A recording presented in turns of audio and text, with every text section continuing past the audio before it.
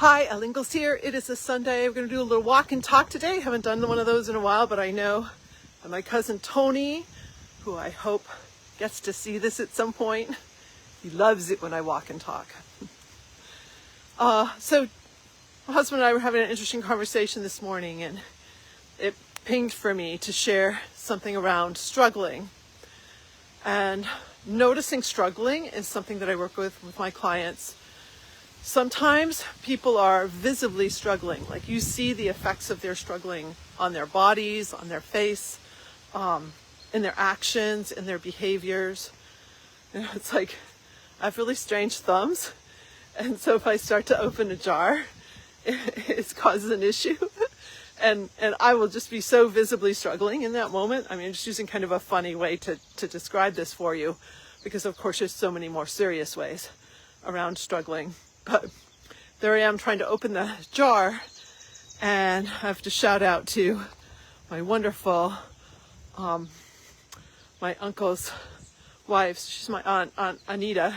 She makes these really beautiful little openers, which I now have in my drawer. So the empowering question I ask is, where's my tool? What kind of tool can help you? And that is a super empowering question to ask when it comes to pressure-free living. What is a tool? So there's visible struggling, and maybe the struggles you're going through is they are visibly manifesting on you. Maybe you're carrying a lot of stress fat. Maybe you've got, these big lines here in your forehead because you're just so concerned all the time. But then there's also invisibly struggling. And this is something I see a lot because I tend to coach a lot of people who are go-getters, who are leaders, high achievers, and they're struggling, but they hide it. So on the outside, they look pretty chill, pretty cool, collected, confident. You look at their bank accounts, that's looking pretty good. Like, things are really going in a great direction. But if we lift up the hood, I like to say that, we lift up the hood, what are we seeing? There can be some chronic illness, chronic disease going on. If you're taking any medication, that's a sign that you got something chronic going on. So there could be disease issues, could be relationship issues, work issues are just really working on you 24/7 in your mind. So you're keeping it together on the outside, but on the inside, as one of my clients told me, it's a 24/7 controlled burn. Like it's just a constant burn. That was a criminal attorney I was working with. Like it's just really tough. And you might be hiding a lot of things just because you don't want other people to be concerned. And in some cases that can actually work in your benefit, because sometimes when people see others struggle, they actually put more attention into the conversation, into the feelings. And that can create even more tension in you. So everyone has their own way of working around that. But regardless, the struggling, whether it's visible or invisible, is something that can really take a toll on you. So I want to share a little bit about a book I read years ago. And I think you can actually, if you Google this, you'll probably find it. I'll try to find it and pop it in the comments here. But I used to follow a guy named Stuart Wilde, an author. He created sets of tapes for Nightingale Conant back in the day, if you remember the sets of tapes you could purchase. And I found this book in a set of his tapes. And the title of this little book is very small. I gave it to a client, and I never got it back, but I'm sure they're using it well. It's called Life Was Not Meant to Be a Struggle. And that phrase, life was not meant to be a struggle, really captivated my attention. I started to really think about that. Okay, life was not meant to be a struggle. What does he mean by that? So as I dug into the book, there were a few things, and they really hit home for me. One of the things was that we will have a tendency to struggle because we are looking for attention. That one, wow. That one just landed for me, and I was like, so interesting. Do we visibly struggle because we just want somebody to help us? And if you think about being a child, we will struggle and we'll cry out because we want someone to care for us, to pick us up, to hold us. And so is some of our struggle simply because we want some acknowledgement, some attention? I think of this when I was a symphony executive, just toiling day and night, like working so hard. And thing is, I'm the boss. So yes, I have board members, but there's no one like on a daily basis say, hey, good job. Nobody's saying that. Like the only person to say that is to me, to myself. So if you own your own business, same thing here, I own my own business. If you own your own business, if you're a leader in your business, you might never get that little acknowledgement or pat on the back, affirmation. If you work for other people and they're stressed, they might not even see how hard you're working. They might not acknowledge you either. So acknowledgement is a thing that can cause us to struggle. And it's so subconscious.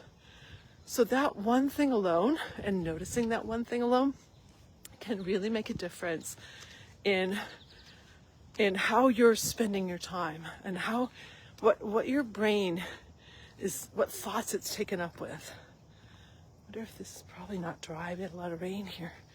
I'll pop in here for a moment. And so is this making sense? Like noticing that if you are struggling, there's something behind that. Do you want someone to notice you? Do you want attention? Do you want, are you comfortable in the mess? That's another thing you'll hear from people. Psychologists will talk about this with their patients. Like what's behind you wanting to stay in a struggle mode? When you can take the time to think about that and untangle it, it can free you of so many things.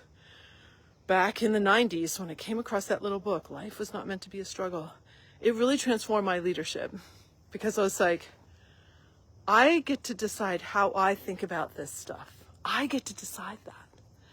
And in the process of deciding that, it allowed me to let go of so much struggling.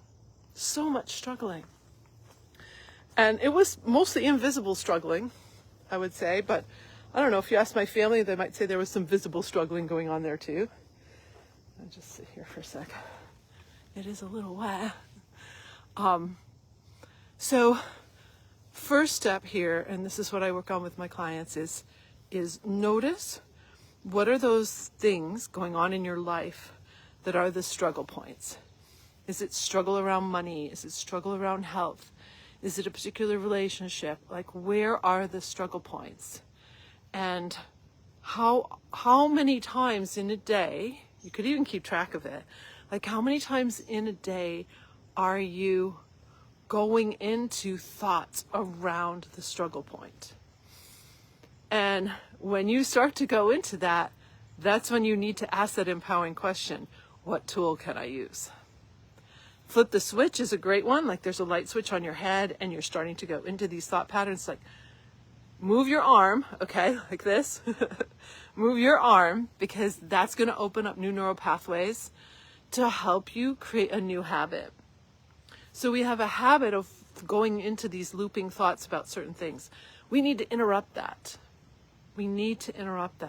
And this is, I say we need to interrupt that. This is if you want to have more joy in your life, to be living in a higher vibration than shame, guilt, depression, tiredness, all of the struggle things, everything around struggling. So if you're trying to break struggling, there's, and you have that desire to do it, then flip the switch is a really great one. So flip the switch is a motion. It's like we're turning the lights back on in our head. So you can now ask yourself a question. What tool can I use to stay happy here in this moment? How can I think about this instead? What is it that you want to think about? What is it that you want to achieve? Until we start breaking those patterns, you'll just keep looping and looping and looping. So notice what your struggle points are. Pause. Take a moment. and identify them. Okay, now if you have a list, that's very helpful. These are the things that cause me to feel struggle. These are the things that I'm invisibly or visibly struggling over. For me, one of them, I know it sounds kind of silly, is jar covers. Trying to get a jar cover off of something. That's a struggle point for me. So make your list, know it, and then when you encounter any one of those thoughts that move you into that, flip the switch. Make a motion. Could be the Ferris wheel, could be swim, could be just this. Swim is a good one too. And with swim, I had to set my phone somewhere to show you. I think I've showed you before, but it's like, pretend I have two hands touching. Like, put your hands together and then swim out, okay? And when you open like this, you say, well, actually, the first phrase is the negative. So in the past, I've struggled around how my coworker Joe feels about me. Maybe it's that. So no, put your hands together like, I'm open to the possibility that I free myself of that, or that I feel empowered when I'm around Joe and I don't cower anymore. Whatever it is, like I can state my thoughts clearly around Joe. So you're creating, you're opening to the possibility that you're changing to what you want in the future. That creates a clarity. And the subconscious mind loves clarity, loves specifics, and it loves repetition. So as often as you need, when you notice whatever those things are that you struggle over, decide exactly what you want. Swim it open or flip the switch and ask the empowering question that moves you toward what you want. That's what I have for you today. I wish you a beautiful, pressure-free day. And listen, everyone I know has struggles, so you're not alone. But the question is, do you want to move through some of these? Do you want to solve some of these? And if you do, those are some tips for you. So again, have a great pressure-free day.